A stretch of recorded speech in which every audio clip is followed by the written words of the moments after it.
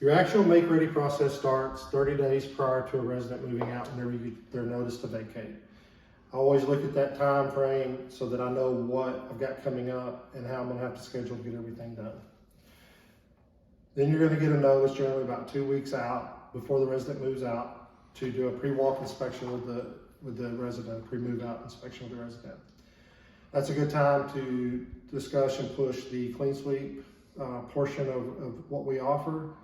But at the same time, that's a great opportunity to look at your unit and see any long lead time items and put those on a list of what you're gonna need to order, because some of the stuff that we have could take 30 days to get. We don't wanna wait until the person moves out. If we know we gotta replace it, it's a good thing to go ahead and order them. Once that walk is done, once that walk is done, you're gonna come in and you're gonna start your actual move out inspection. You're gonna wanna bring the person that's responsible for the move out charges with the tenant. That way they can see and you guys can agree on what charges you're gonna charge the tenant and go forth. I'm gonna start my walk at the entry door, as this is part of the unit. The exterior of this door is part of this unit turn. So I'm gonna be looking at items that a make-ready person, assistant, or myself is gonna need to bring whenever I turn this unit. So I can make a list and give that to the person that's gonna be doing the turn, and they know exactly what needs to be brought to the unit other than their normal make-ready items. Right off the bat, when you open up this door, you see that the weather stripping is about 6 inches too short and it's unsecured. That would go on my list, letting my make-ready guy know that, hey, you need to bring a new weather stripping with you. The other thing, if you look at the door, it's all scratched up out here. Again, this is part of your unit turn. So if he does not normally stock these items on his cart, we need to have the stain and the putty on his cart so that he can fix this. I'm gonna let the door shut. I'm gonna come through and I'm just looking for, at this point, anything that we're gonna have to replace. And anything that is going to take a long lead time. Like here, for an example, there's some paint on the countertop or on the front of this door. I'm not looking at that. I'm looking at if I need to replace this or if I need to charge a tenant for this, what I need. You look at this drawer here. We went through and opened all these. This drawer came loose from the actual securements and the rails, and so any parts that we're gonna need for that, I'm gonna write it on the list. I'm gonna walk that wall, I'm gonna start the door, I'm gonna go to the left or to the right, so I'm gonna follow everything. I'm gonna look at the glass shelves, the mirrors. I'm gonna verify that the thermostat is working. When I'm doing this, I'm gonna be looking at, do we have damages from previous water issue or a dog or damages that we have to replace a baseboard? If we do, again, I'm going to put that on the list and how much we're going to need so that whoever's turning this make-ready has. I'm going to continue following this wall. I'm going to walk into the HVAC closet. I'm going to look at everything, make sure that I don't have any penetrations, any water damages. And then I'm going to pull the filter off. And as you can see, this needs to be cleaned. So I would put on my list to clean the evaporator pools. I'm gonna shut the door. Again, I'm just visually inspecting everything to see what we're gonna charge or what we need to bring to get this unit back to where it should be at. Example here, somebody installed sheetrock screws. I put on my list to bring in new screws and replace them on that hinge. I'm gonna continue following that wall wherever it goes. Look at the bathtub, see if it's messed up, if it's really dirty, if that's something we're going to charge a resident, then as I said earlier, we will discuss that with the person doing the charges. Look at the shower. I'm going to turn the shower on, go through all the different knobs, make sure that they're all working. In case we have to replace the shower panel, we have to get parts. I'm going to look at my seals just to make sure that they're good. If not, if I have to replace them, that we have them. I'm going to continue following the wall until I come into this room. Right off the bat, I see that we have some water damage here. So that would be a prime example of we need 3 foot of baseboard. We need to replace that. following the wall, looking at everything. I don't have any broken closet rods. The lights are all working. Then I look over here and I've got a little bit more water damage. So I'm going to put on there that I'm going to figure out how much space that is. That's probably 10 foot of baseboard. I'm going to put that on my list. So now he needs to bring in, 13 foot of baseboard. Check the doors, make sure they're not damaged. I'm not opening up the toilet, but this toilet is continuously running. And so I would look at it and I would say, is it an adjustment? Which it's overflowing, so that's going to be an adjustment. But the fill valve is coming all the way up, so we need to replace the diaphragm within that fill valve. So I would put that on my list, and I would shut the water off until that's completed. Again, check your toilet seat. If it needs to be replaced, you document that. Check your TP holder, make sure that everything is there. I'm going to look at my mirror, make sure I don't have to replace it. Again, I'm going to open up all my cabinets, see if I got any water damage.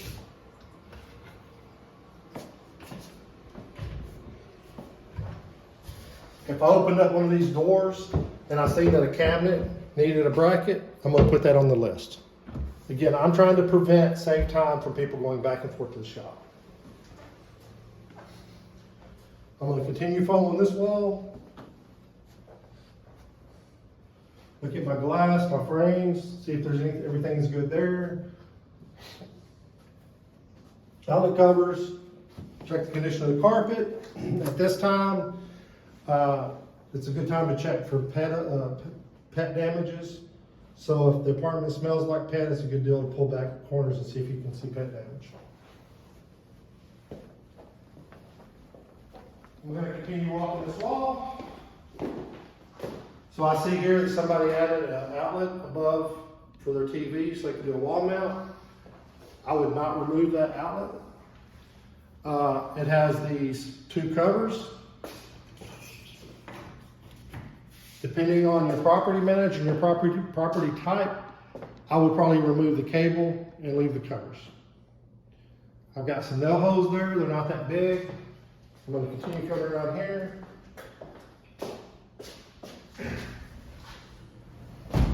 Right here, I'm missing my patio secure pin, so I put that on my list so that they know that they need to install that.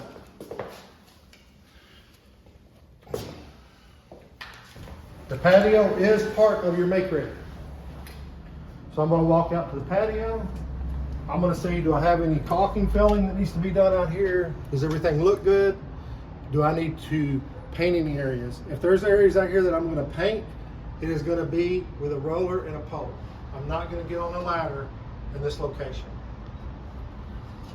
Check my dryer vents, make sure that they're clean. Continue walking this wall. So wherever this wall goes is what I follow.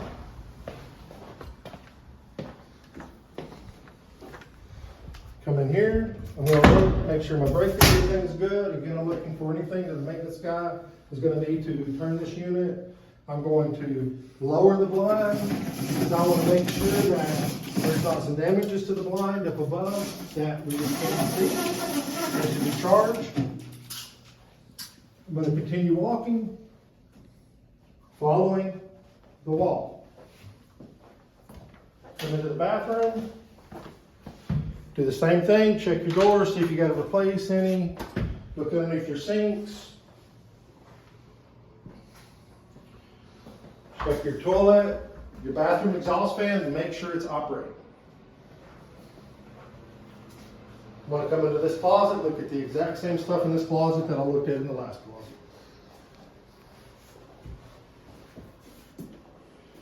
I'm going to look at the same stuff here that I looked in the last bathroom. The tub. I'll turn on the shower head just to see if I'm going to have to replace the shower head. The shower head's fine. The diverter spout works. There's no holes or anything. And then I'm going to just continue following this wall. That's going to lead me over here to the laundry room.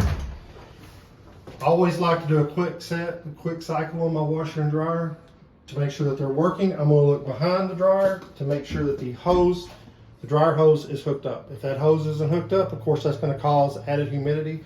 I'm also going to be looking around at the baseboards and stuff to see if there's any water damages.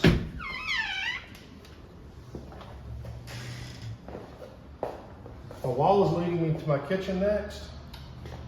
Pop open the microwave, make sure you've got your plate in there. Open your oven up, make sure everything is there. Again, I'm going to open up all of the drawers to see if there's any that I need to replace, because these things have a long lead time.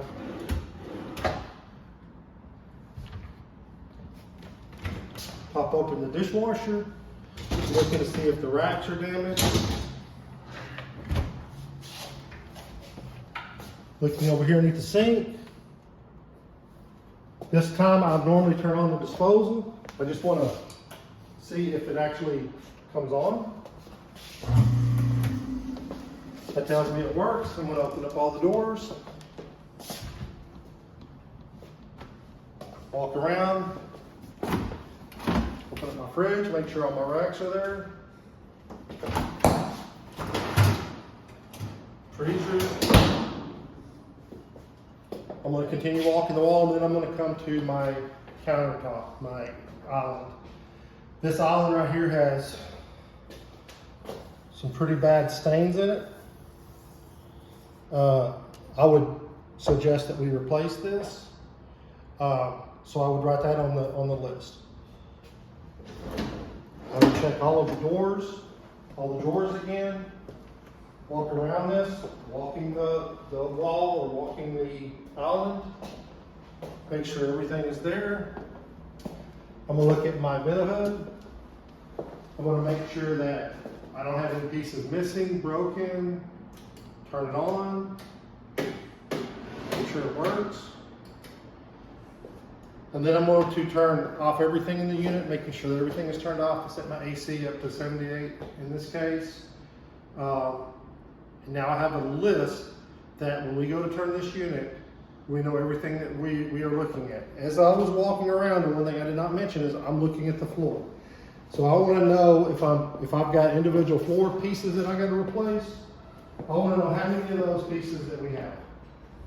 So again, that way we can send in the appropriate amount of flooring. If you look over here, it's got some really rough indentions and scratches from a sofa or a table or something. So I'm going to look at that. I'm going to say that that's 3 boards that needs to be replaced. That's this board, this board, this board. I'm going to continue walking around, looking, see if I've got any other floor pieces that need to be replaced.